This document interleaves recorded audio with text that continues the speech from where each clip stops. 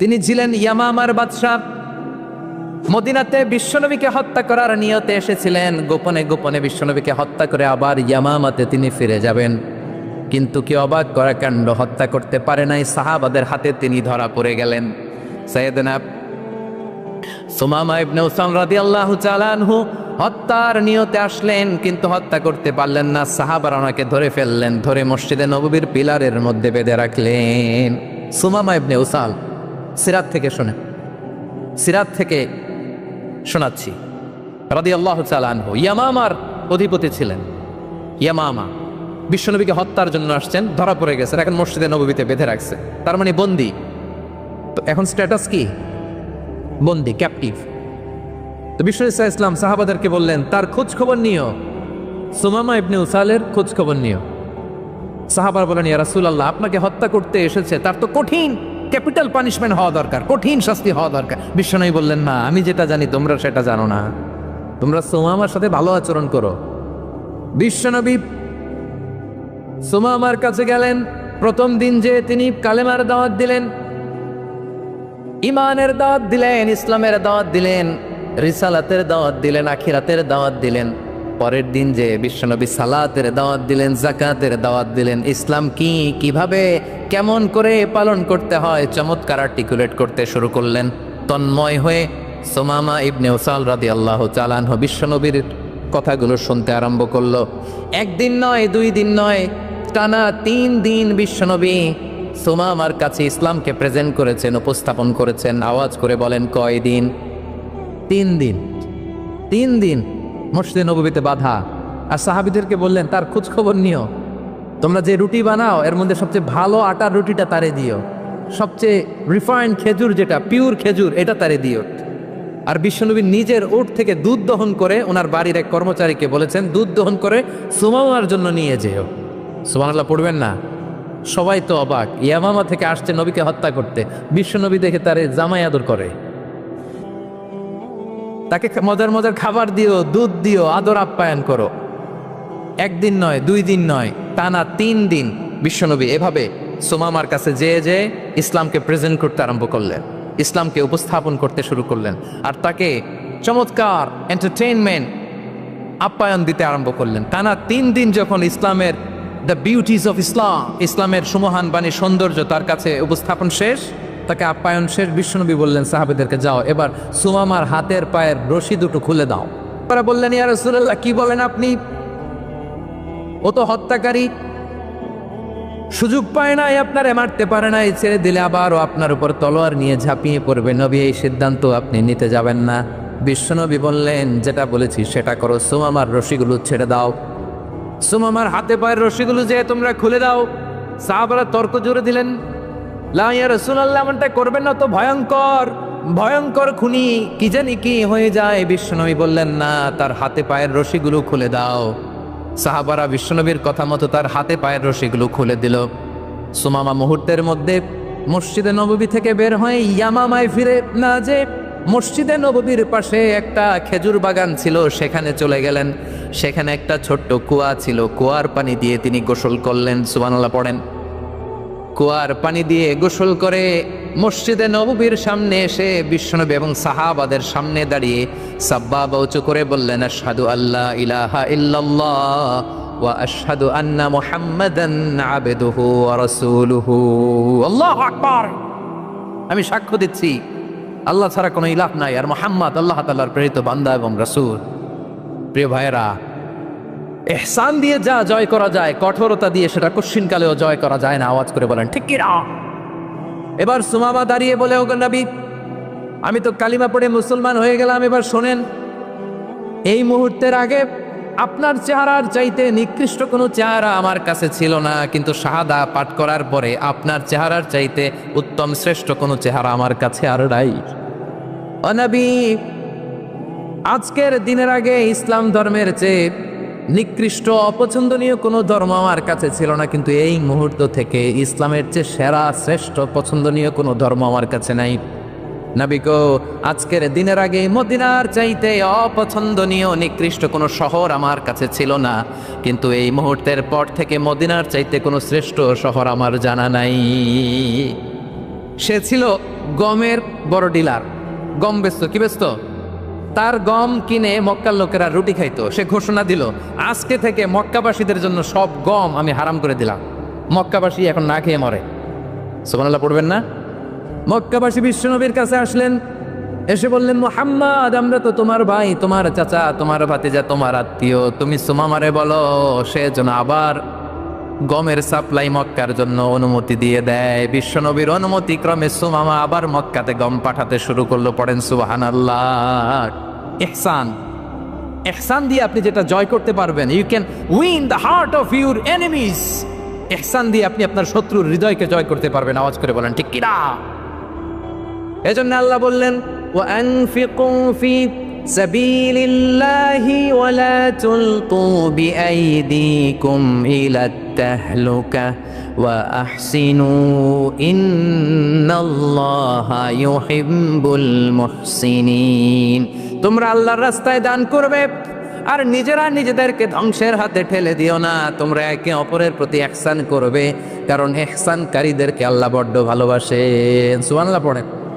আবার সূরা রহমান আল্লাহ বললেন, হাল জাযাউল ইহসানি ইল্লাল ইহসান ফাবিআইয়ি আলা, সবাই পড়েন, ফাবিআইয়ি আলাই রাব্বিকুমা তুকাযযিবান। ইহসানের প্রতিদান হিসেবে ইহসানি হয়। বিশ্বনবী সুমামার প্রতি যেমন ইহসান করেছেন, সুমামাও ঠিক তেমন ইহসান ফিরিয়ে দিয়েছে। ঠিক কিনা বলেন? তাহলে এক নম্বরে হচ্ছে ন্যায় বিচার, দুই নম্বরে সবাই বলেন ইহসান, সদাচরণ। ইহসান দুই ধরনের প্রিয় ভাইরা, ইহসান ফিল ইবাদা, ইহসান ফিল মুআমালা। ইহসান ফিল ইবাদা হচ্ছে একাগ্র অনুভবে ইবাদতে ডুব দেওয়া, এর নাম ইবাদতের ইহসান। সুবহানাল্লাহ পড়েন। বিশ্বনবী বলেন ইহসান মানে কি জানো নাকি? হাদিসে জিবরিলে সাইয়েদনা জিবরিল আলাইহিস সালাম বিশ্বনবীকে বললেন, আখবিরনি আনিল ইহসান। নবী আমাদেরকে বলেন ইহসান মানে কি? বিশ্বনবী বললেন, আনতা আবুদাল্লাহা কাআন্নাকা তারাহু ফাইন লাম তাকুন তারাহু ফাইন্নাহু ইয়ারাক। ইহসান মানে হলো এমন ভাবে তুমি আল্লাহর সামনে নিজেকে উজাড় করে ইবাদত করবে, তুমি ভাববে তুমি আল্লাহকে দেখতে পাচ্ছ। আর এটা যদি ভাবা তোমার জন্য কঠিন হয়ে যায়, অন্তত এতটুকু তুমি ভাববা যে আল্লাহ তোমাকে দেখতে পাচ্ছেন। ঠিক কিনা বলেন? ও আমার বীর চট্টলার ভাইয়েরা, কেউ যেটা দেখে না সেটা দেখে কে? এই বিশ্বাস হৃদয়ের মধ্যে আছে? নামাজে যখন দাঁড়ান এই ফিলিংসটা আনা যাবে? হ্যাঁ, এশার সালাত তো এখনো হয় নাই না? আলোচনা শেষে এশার সালাত এখানে অনুষ্ঠিত হবে, তাই না? আচ্ছা বলুন তো, আমরা এশার সালাত পর্যন্ত বেঁচে থাকবো এই গ্যারান্টি আছে কার কার? হাত তোলেন। কয়েকজন হাত তুলছে পেছনে, না বুঝে তুলে ফেলছে। এশা পর্যন্ত যে আমরা হায়াত পাবো কোনো গ্যারান্টি আছে? সবাই আওয়াজ করে বলেন, গ্যারান্টি আছে? গ্যারান্টি নাই।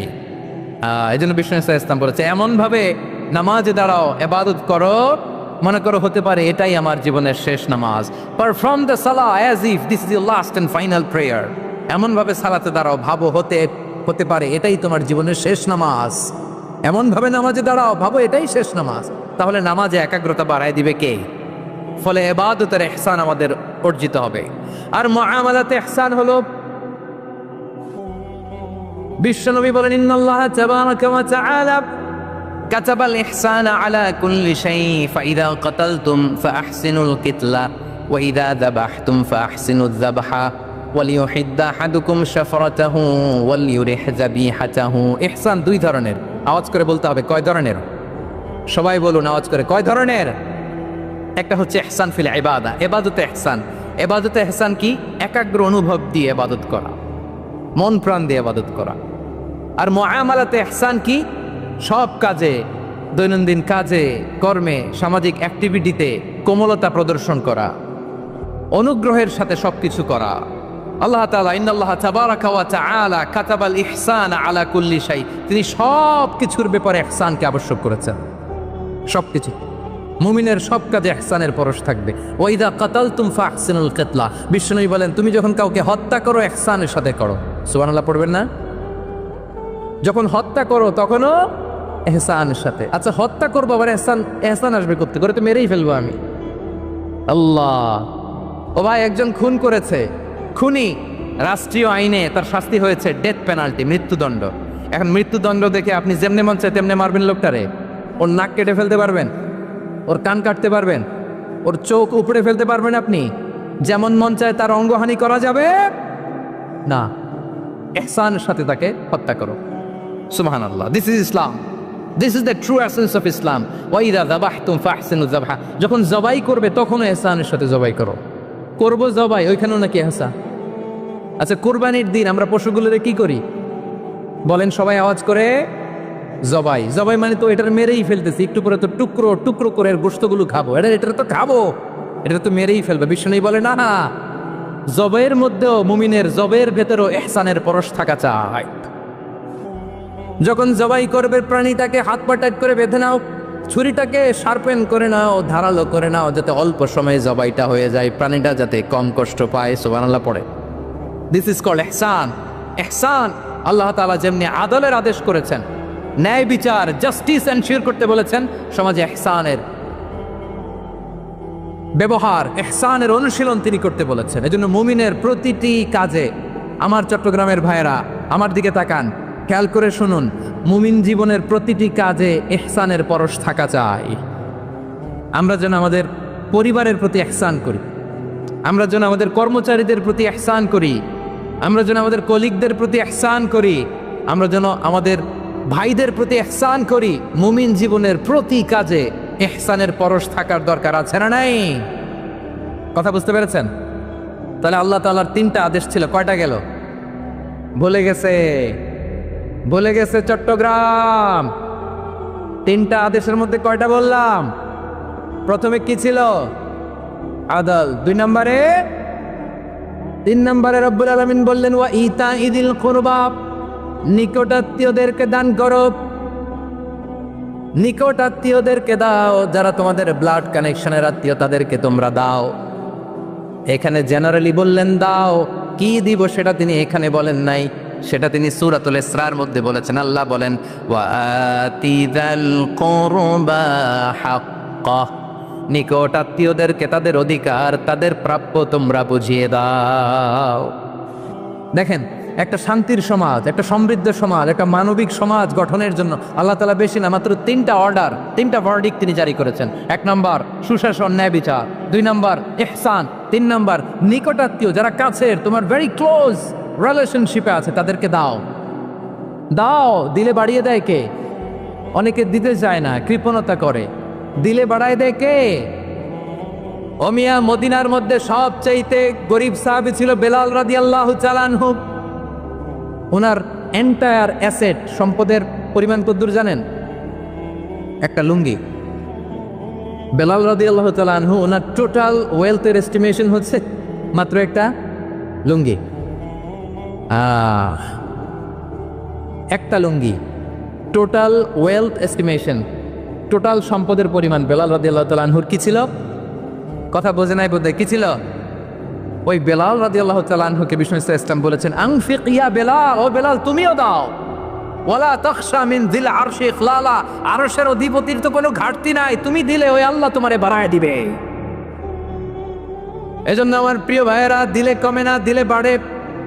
অনেকে ধরে রাখে, নতুন কিছু নিতে পারে না, হাত দিয়ে যেটা ধরে রেখেছেন এটা দিয়ে দেন, বড় একটা ধরার সুযোগ পাবেন। জোরে বলেন ঠিক কিনা?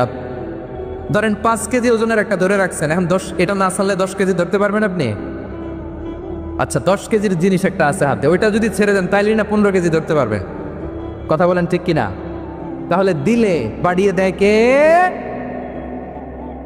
রব্বুল আলামিন বললেন 3 নাম্বার আদেশ হলো তোমাদের প্রতি সমাজটারে কেমন করে মানবিক সমাজ, সুন্দর সমাজ গড়বা।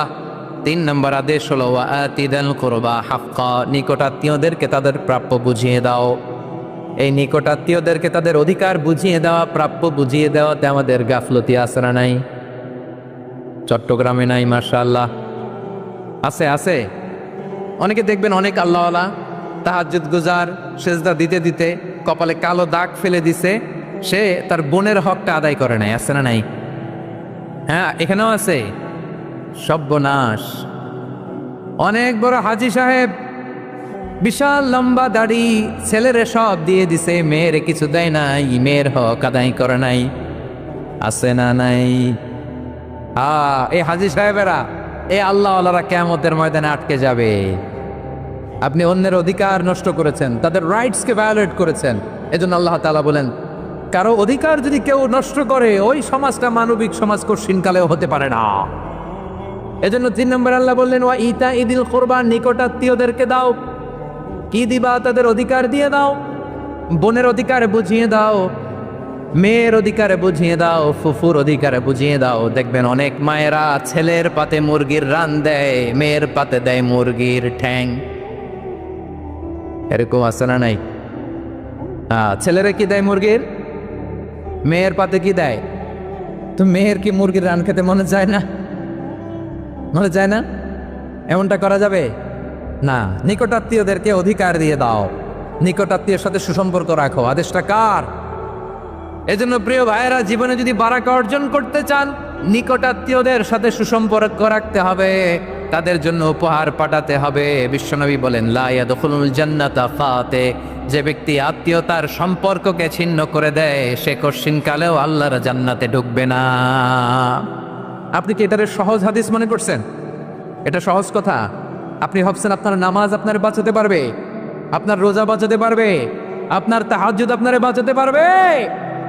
অধিকার নষ্ট করলে কিছুই আপনারে বাঁচাতে পারবে।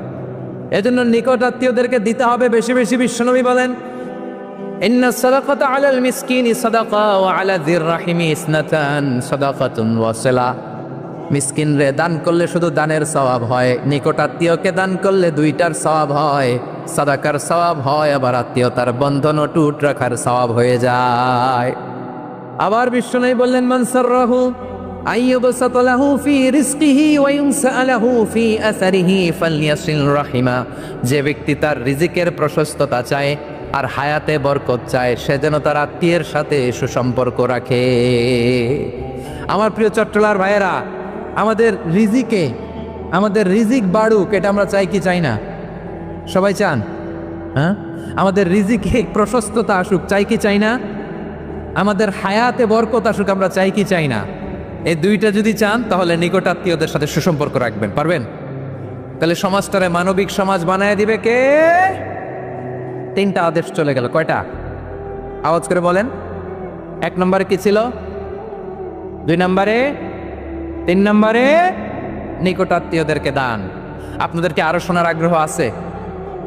আপনাদের মনোযোগ আছে না গেছে? কষ্ট হচ্ছে না? মাশাআল্লাহ, মাশা। তাকবীর পড়ুন, লিল্লাহে তাকবীর। আমার প্রিয় ভাইরা, আল্লাহ তাআলা 3টা জিনিসের জন্য আদেশ করেছেন, অনুরূপভাবে 3টা বিষয়ে তিনি বারণ করেছেন, নিষেধ করেছেন। ওগুলোর কাছেও যাওয়া যাবে। শুনবেন। রাব্বুল আলামিন বলেন, ওয়ায়ানহা আনিল ফাহশাই ওয়াল মুনকারি ওয়াল বাগি। আমি যেমনি 3টি বিষয়ে আদেশ করলাম, অনুরূপভাবে 3টি বিষয়ে বারণ করলাম, নিষেধ করলাম। আমার 1 নম্বর নিষেধাজ্ঞা হলো অশ্লীলতার প্রতি। ফাহশা, ওয়ায়ানহা আনিল ফাহশা। আল্লাহ তাআলা অশ্লীলতাকে নিষেধ করেছেন। কোন জিনিসকে? সবাই বলুন, কোন জিনিসকে? যত ধরনের, যত টাইপের, যত ক্যাটাগরির অশ্লীলতা হতে পারে, সব অশ্লীলতাকে হারাম করেছেন কে? ফাহশা মানে কি? কথায়, কাজে, আচরণে, কমেন্ট, ফেসবুকের কমেন্টসে যত ধরনের নোংরামো আছে, যত ধরনের অশ্লীলতা আছে, এটাকে আরবিতে বলে ফাহশা। এটাকে কি বলে? রাব্বুল আলামিন বলেন, কুল ইন্নামা حرم ربي الفواحش ما ظهر منها وما بطن। ও নবী, আপনি বলে দেন, আমার রব প্রকাশ্য, অপ্রকাশ্য, স্পষ্ট কিংবা অস্পষ্ট, দৃশ্যমান কিংবা অদৃশ্যমান সব অশ্লীলতাকে হারাম করেছেন। সব ধরনের অশ্লীলতা হারাম, সব ধরনের। আল্লাহ তাআলা আমাদেরকে অশ্লীলতা থেকে বাঁচান, অশ্লীলতা থেকে তিনি আমাদেরকে হেফাজত করুক। পড়েন আমিন। এবার বলেন, আমাদের সমাজে অশ্লীলতা আছে না নাই? চট্টগ্রামে নাই? আমি কই নাই, ওনারা বলে আছে। দেখছেন, আমি সামহাও বাঁচায় দেওয়ার ট্রাই করতেছি, ওনারা বলে আছে। অশ্লীলতা নানা ভাবে, নানা নামে, নানা মোড়কে আমাদের সমাজে আছে না নাই? সংস্কৃতির নামে, ফ্যাশনের নামে, বিনোদনের নামে উপন্যাসের নামে, কনসার্টের নামে অশ্লীলতা আছে না নাই? আপনি দেখেছেন কনসার্টগুলোর অবস্থা? এই যে আতিফ আসলাম যে আসছে আমাদের দেশে, তারপর কে কে আসছে, আমাদের তরুণ তরুণীরা, আমাদের যুবক যুবতীরা, আমাদের জেনজিরা, কি অবস্থা ওইখানে? হ্যাঁ, কি অবস্থা? কে বাঁচাবে ওদের? কে রক্ষা করবে ওদের ইমানের, ওদের চরিত্রের হেফাজতের গ্যারান্টি কে দিবে? কনসার্টের নামে অশ্লীলতা আছে না নাই? ছেলে মেয়ে একে অপরকে জড়ায় ধরতেছে, একে অপরকে চুমু খাচ্ছে প্রকাশ্যে, দীপালোকে, গণমানুষের সামনে। আল্লাহ তাআলা এই অশ্লীলতা থেকে আমাদেরকে বেঁচে থাকতে বলেছেন, বেঁচে থাকতে বলেছেন। রূপালী জগতের নামে অশ্লীলতা আছে না নাই? এই টার্মটা আপনারা জানেন না? রূপালী জগৎ কি জগৎ? আসলে কি রূপালী জগৎ না অন্ধকার জগৎ? আমার বোনেরা, আপনাদেরকে যে কি বলে তারা বুঝায়, রূপালী জগৎ শুনেই আপনি ভরকে যাবেন না। রূপালী জগতে যে নারী যত বেশি উলঙ্গ সে নাকি তত বেশি সাহসী। জানেন, বলে এটা একটা সাহসী নারী, খুব সাহসী পদক্ষেপ তার। যত বেশি শরীর থেকে কাপড় নামাতে পারবে, যত বেশি বস্ত্রহীন হয়ে নিজেকে প্রেজেন্ট করতে পারবে, সে নাকি তত বেশি সাহসী। আমার চট্টলার ভাইয়েরা, শয়তানের প্রথমে এজেন্ডা ছিল বনি আদমকে বস্ত্রহীন করা। সে আদম এবং হাওয়া আলাইহিস সালামকে নিষিদ্ধ গাছের ফল খাইয়ে তাদেরকে বস্ত্রহীন করেছে। এই জামিনেও সে আমাদেরকে বস্ত্রহীন করতে চাইবে। এই রূপালী জগতের নামে তারা এটা করে। আমার প্রিয় বোনেরা, আপনি জানেন না আপনার দাম কত?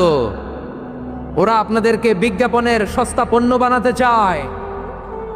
ওরা আপনাদেরকে ওদের ভোগের লিপসার টুলস বানাতে চায়। ওরা আপনাদেরকে দিয়ে ওদের খায়েশ পূরণ করতে চায়। এটা আপনাদের জন্য মোটেও ডিগনিটি নয়, এটা আপনাদের জন্য সম্মান নয়। আপনার সম্মান শালীনতায়, আপনার সম্মান হেজাবে, আপনার সম্মান ভদ্রতায়, আপনার সম্মান আপনার ডিসেন্ট পোশাকে। পোশাক বলে দেয় এই নারীটা ভদ্র না অভদ্র। পোশাক বলে দেয় এই মেয়েটা কোন ঘরের মেয়ে। আওয়াজ করে বলেন ঠিক কিনা? আপনি জানেন না আপনার এই সস্তা পণ্য বানায়, ভোগের পণ্য, বিলবোর্ডে আপনাকে উলঙ্গ করে উপস্থাপন করে। এই অশ্লীলতার সাথে ইসলামের কোনো সম্পর্ক। এজন্য আল্লাহ বলেন, আমি অশ্লীলতাকে হারাম করেছি। অশ্লীলতাকে হারাম করার প্রথম কারণ হলো এর মাধ্যমে মানবতাকে অপমানিত করা হয়। কারণ মানুষের সম্মান মানুষের পোশাকে। মানুষ যখন পোশাকহীন হয়ে যায়, বস্ত্রহীন হয়ে যায়, তার সম্মান কমে যায়, ঠিক কিনা? অশ্লীলতাকে হারাম করার প্রথম কারণ হচ্ছে মানুষ মানুষকে অপমান করে। একটা নারী, সে তো সম্মানিত। নারী যে কত সম্মানিত, নারীরা এটা বুঝেই নাই। বিশ্বনবী বলেন, আর দুনিয়া কুল্লুহা মাতা ওয়া খায়রু মাতা'আদ দুনিয়া আল মারআতুস সালিহা। আমার বোনেরা, 5টা প্যান্ডেলে আপনারা এলইডিতে আমার আলোচনা শুনছেন, আমি জানি। আপনাদের এই গর্ভ যে কত দামি আপনি জানেন না। আপনার পেট থেকেই আসবে আগামী দিনের সালাহুদ্দিন আল আইয়ুবী। আপনার পেট থেকেই আসবে অনাগত দিনের ইমাম মাহদী আল মুনতাজার। আপনার পেট থেকেই আসবে অনাগত দিনের ফয়সাল, ওয়াসিম, মুগ্ধ, আবু সাইদের মতো বীর যোদ্ধা। আমার প্রিয় বোনেরা, আমার প্রিয় বোনেরা, বিশ্বনবীর কথার ওজন খেয়াল করেন। আর দুনিয়া কুল্লুহা মাতা ওয়া খায়রু মাতা'আদ দুনিয়া আল মারআতুস সালিহা। দুনিয়ার সবকিছুই অ্যাসেট, এর মধ্যে সবচেয়ে দামি অ্যাসেট নেককার নারী। আপনার গর্ভ যে কত দামি আপনি জানেন না। নিজের সময়টাকে কাজে লাগান, কোরআন পড়েন, সুন্নাহ পড়েন। আপনার অনেক দায়িত্ব ঘরে।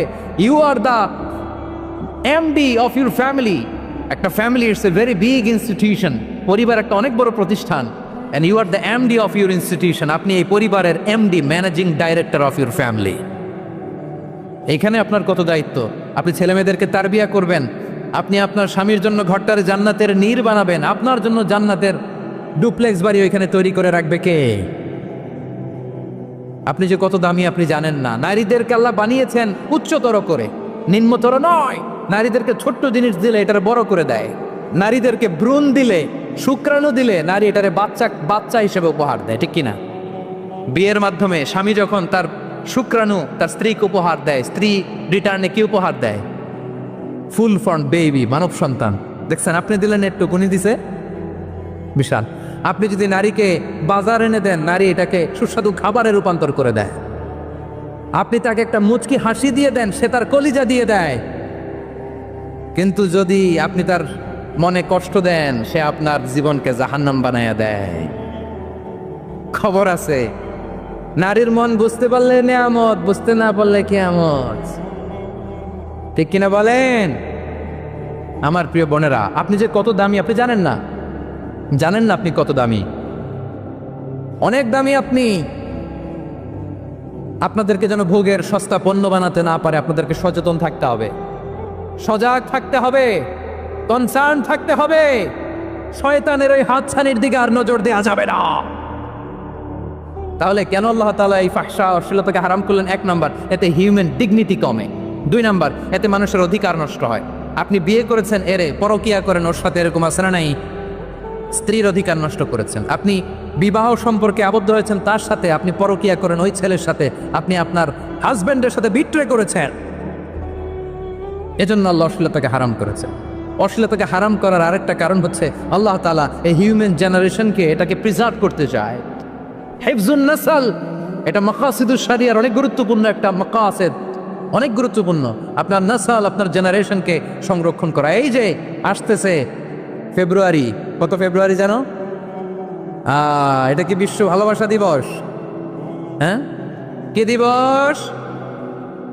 এই বিশ্ব ভালোবাসা দিবসের সাথে মুসলমানদের কোনো সম্পর্ক নাই। আমার প্রিয় ভাইরা, এই যে আপনি অবৈধ সম্পর্কে জড়ালেন, কেন আল্লাহ অশ্লীলতাকে হারাম করেছে দেখেন। বলতেছিলাম যে এটা আপনার নাসল, আপনার জেনারেশন, আপনার লিনিয়েজ, আপনার বংশকে প্রিজার্ভ করা। কে কার বাবা, কে কার মা, বাবা মা জানা, প্রজন্মকে প্রিজার্ভ করা, এটা ইসলাম ওয়াজিব করে দিয়েছে। এই যে অবৈধ সম্পর্কের কারণে, বিশ্ব বেহায়া দিবসের কারণে, এগুলোর আউটকাম, আউটপুট হিসেবে মাঝে মাঝে এই ঢাকা মেডিকেলের ডাস্টবিনে নবজাতকের বাচ্চার কান্নার আওয়াজ শুনতে পাওয়া যায়। চট্টগ্রাম মেডিকেলের ডাস্টবিনে নবজাতকের কান্না শুনতে পাওয়া যায়।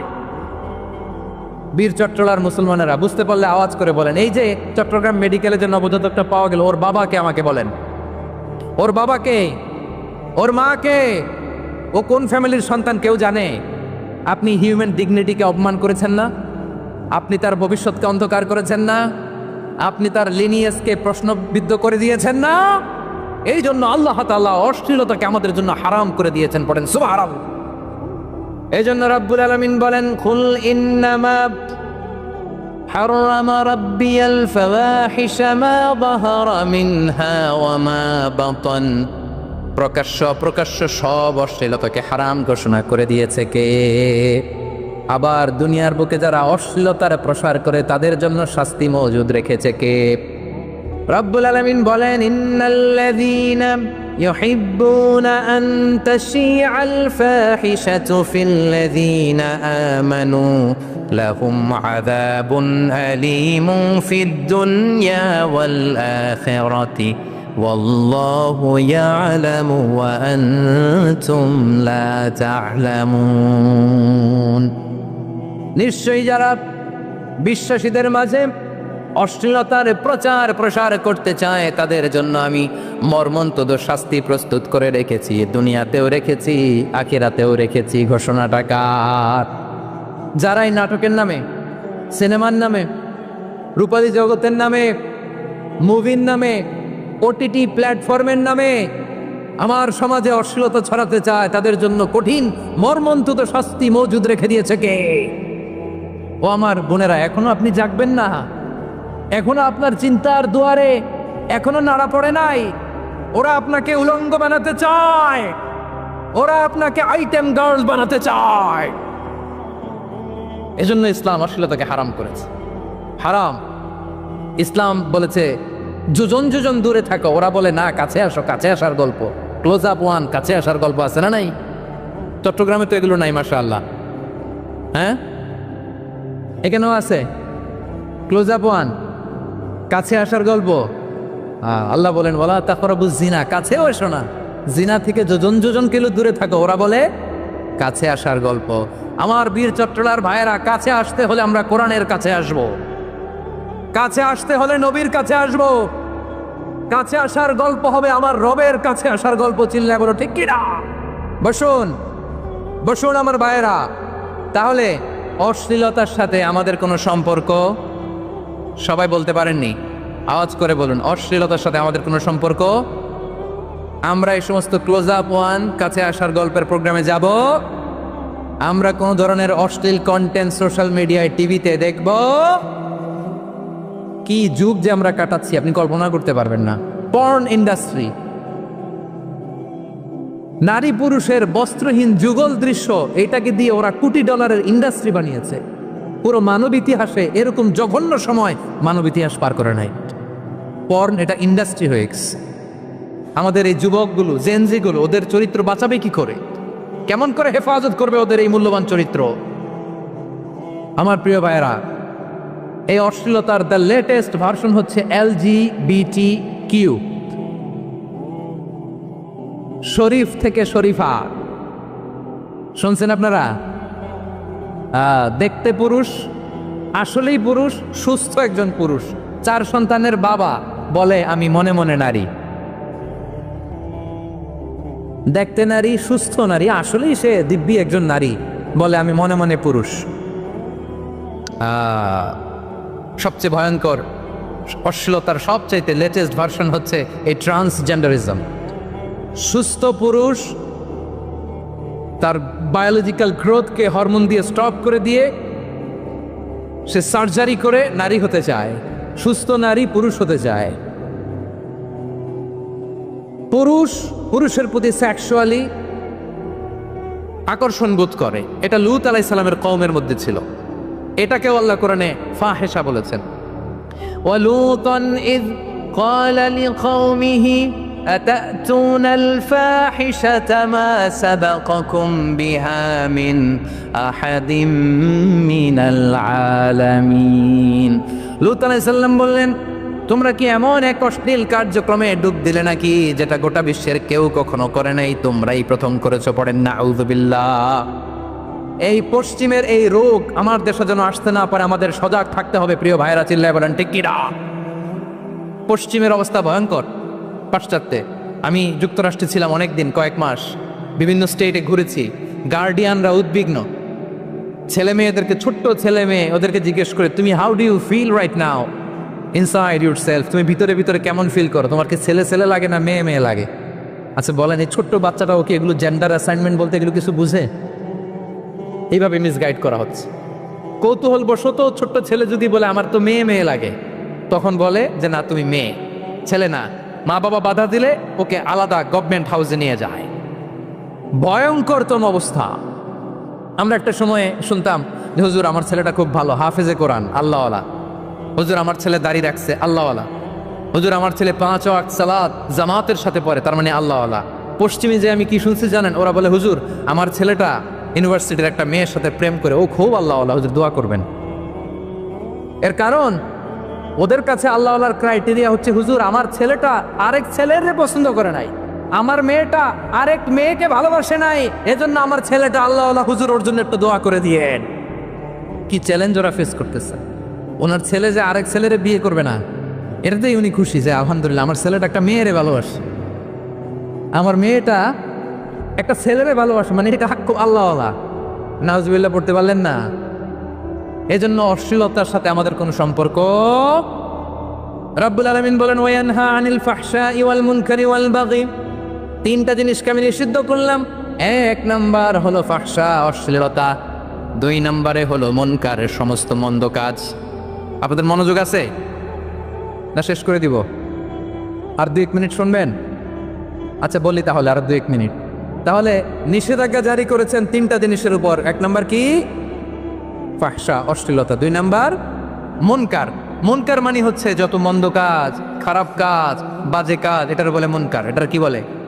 আপনারা পড়ছেন না তা'মুরুনা বিল মা'রুফি ওয়া তানহাউনা আনিল মুনকার। ভালো কাজের আদেশ, সৎ কাজের আদেশ, অসৎ কাজের নিষেধ।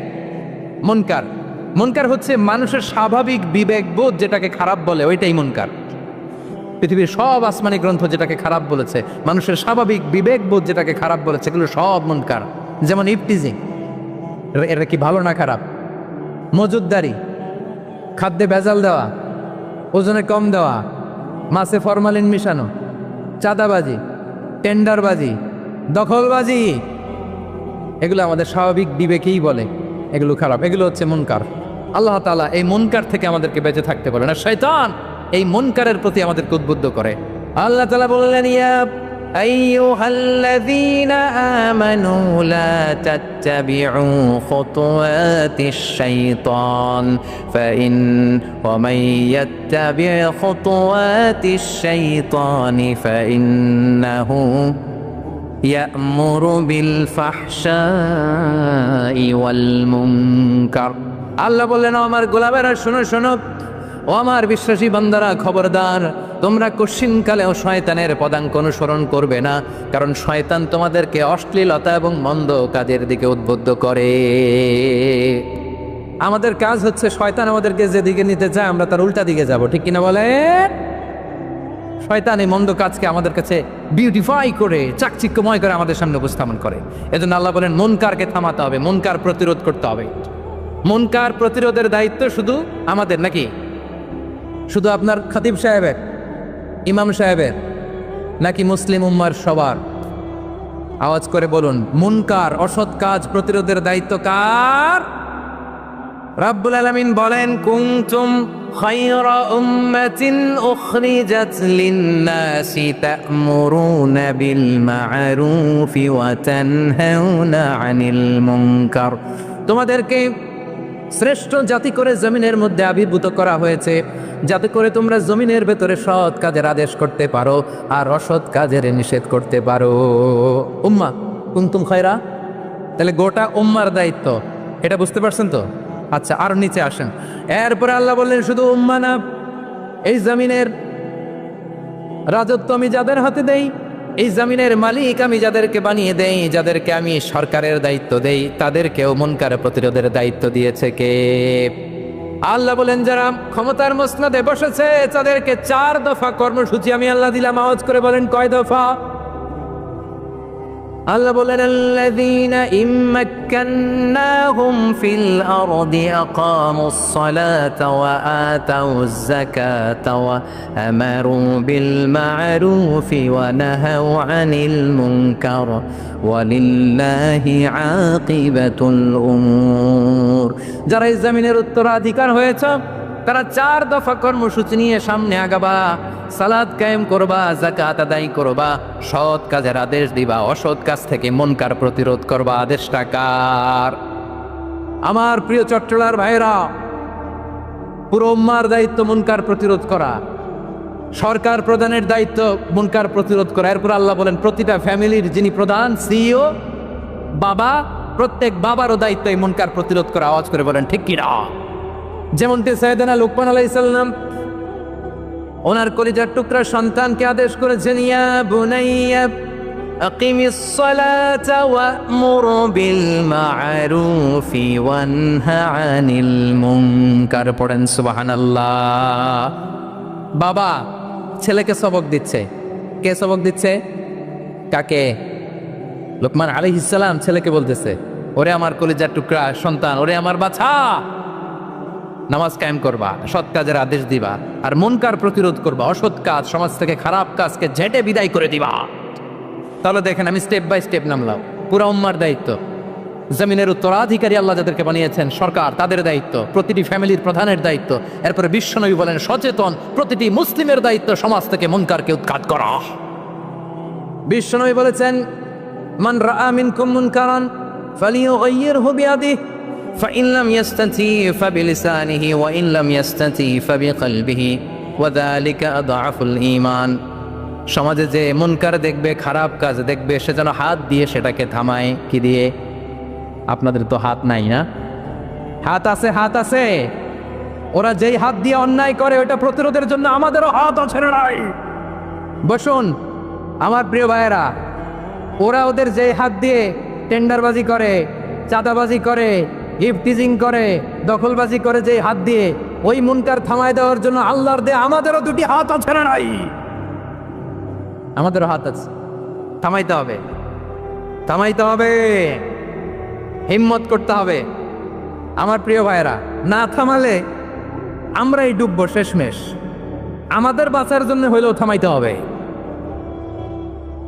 রব্বুল আলামিন বলেন, ওয়াত্তাকু ফিতনাতাল লা তুসিবান্নাল্লাযীনা যালামু মিনকুম খাসসা।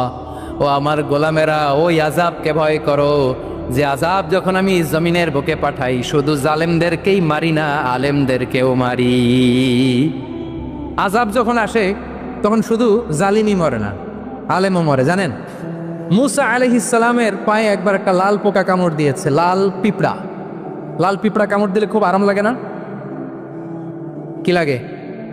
হ্যাঁ, জলে না? লাল একটা পিঁপড়া কামড় দিছে, তো উনি রেগে মেগে পাশি দেখে লাল পিঁপড়ার বাসা, পা দিয়ে ডলে মুছে সবগুলো পিঁপড়া মেরে ফেলছে। এই ঘটনাটা আল্লাহ ঘটিয়েছেন এজন্য মুসা আলাইহিস সালাম ছিলেন কালিমুল্লাহ, সরাসরি আল্লাহর সাথে কথা বলতেন। তিনি আল্লাহকে জিজ্ঞেস করেছিলেন, আল্লাহ তুমি যখন কোনো জনপদে আযাব পাঠাও, শাস্তি দাও, ওখানকার শুধু জালেমরাই তো মরে না, ভালো মানুষগুলাও মরে, তো আযাব দিবা মুশরিকদের উপর দিবা, অবাধ্যদের উপর দিবা, ভালো মানুষগুলারে মারো কেন? আল্লাহ বললেন, মুসা তোমার যে কামড় দিছিল পায়ের মধ্যে পিঁপড়া, কয়টা পিঁপড়া? জোরে বলেন। একটা পিঁপড়া, তো সবগুলারে মারলা কেন? রেগে মেগে পুরো পিঁপড়ার বাসা ভেঙে ম্যাসাকার করলা কেন?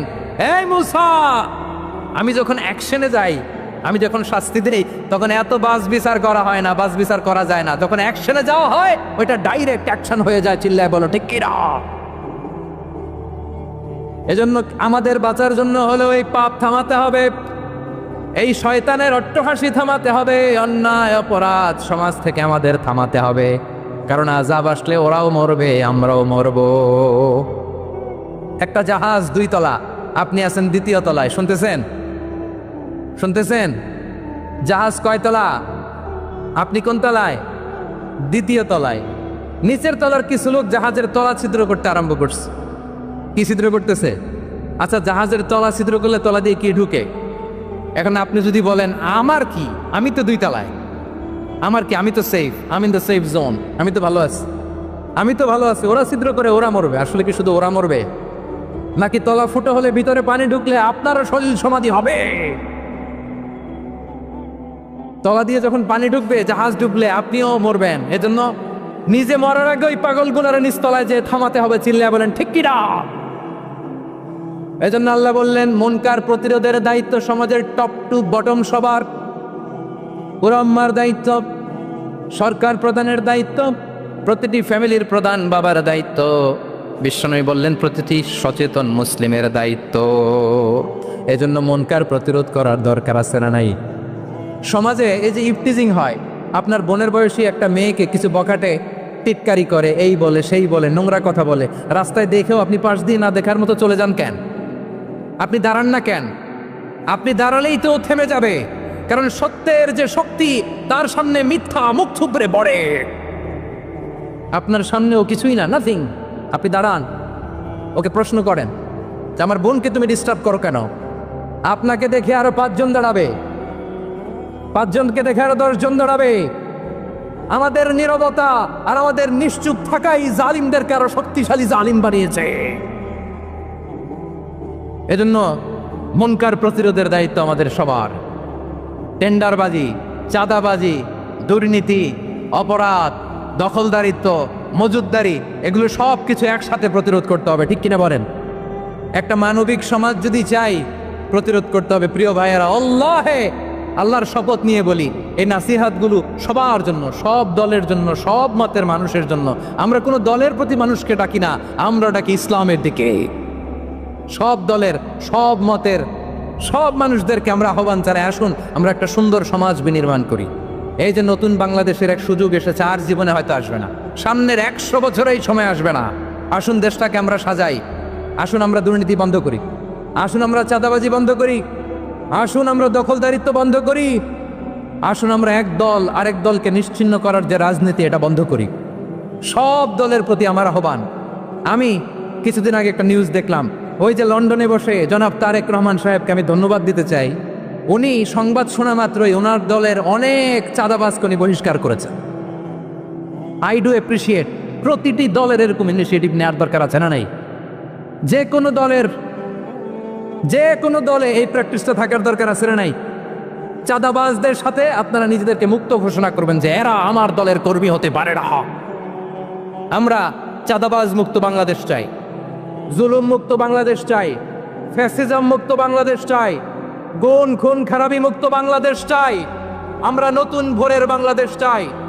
ওই বাংলাদেশ পাওয়ার জন্য মুনকার প্রতিরোধে, অন্যায় প্রতিরোধে যদি বাঘের বাচ্চার মতো, আবু সাইদের মতো দুই হাত উঁচু করে বুককে টান টান করে প্রসারিত করে দাঁড়াতে হয়, রাজি আছো মুসলমান? কারা কারা রাজি? আল্লাহকে হাত দেখিয়ে প্রতিজ্ঞা করো। আমার প্রিয় ভাইয়েরা বসুন, বসুন আমার ভাইয়েরা।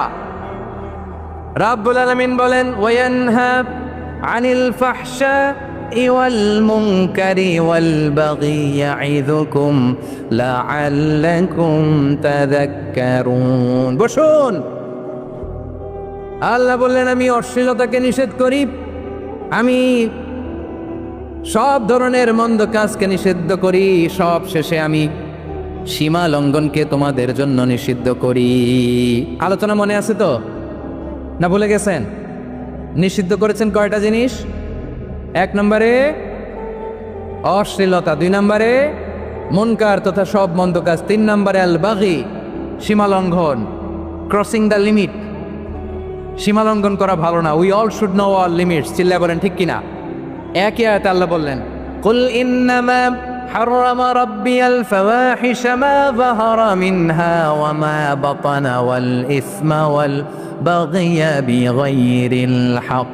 অন্যায় ভাবে যে অবাধ্য হয়, যে সীমা লঙ্ঘন করে, তাদেরকেও আমি এটা হারাম করে দিলাম। সীমা লঙ্ঘন করা হারাম, সীমা লঙ্ঘন করা হারাম। আল্লাহ বারবার বারবার আমাদেরকে ওয়ার্নিং দেয়। যখন আমরা থামি না তখন আল্লাহ ধরে, আর যখন ধরে তখন ছাড়ে না। ধরে ধরে ধরে না, ধরলে আল্লাহ ফেরাউনকে কিন্তু হুট করে ধরে নাই। আপনারা জানেন 9 বার ওয়ার্নিং দিয়েছে ফেরাউনকে। আল্লাহ তাআলা ওয়ার্নিং দিয়েছিল কয়বার? বীর চট্টলার বীর সেনানীরা আওয়াজ করে বলেন, ফেরাউনকে ধরার আগে ওয়ার্নিং দেওয়া হয়েছিল কয়টা? রাব্বুল আলামিন বলেন, ওয়ালাকাদ আতাইনা মূসা 9 আয়াতিন বাইয়িনাত। 9টা মুজিজা দেখিয়েছি। 1 2 3 বারবার এইভাবে রিমাইন্ডার, ওইভাবে রিমাইন্ডার, এইভাবে নাসিহাত, ওইভাবে দাওয়া। ফাকুলা লাহু কওলান লাইয়িনা, নরম করে বলো, সফট করে বলো। যত ওয়ে হতে পারে দাওয়া মেথডোলজি মুসা আলাইহিস সালামের সব অ্যাপ্লাই শেষ। 10ম বারে যে আল্লাহ ধরছে, 10ম বারে যে ধরেছে। এজন্য আল্লাহ বলেন, আমি সীমা লঙ্ঘনকে পছন্দ করি না। কোরআনের অন্য আয়াতে বাগীকে বলা হয়েছে আল ইতিদা। সীমা লঙ্ঘন যারা করে তাদেরকে আল্লাহ বলেছেন মুতাদিন। وقاتلوا في سبيل الله الذين يقاتلونكم ولا تعتدوا إن الله لا يحب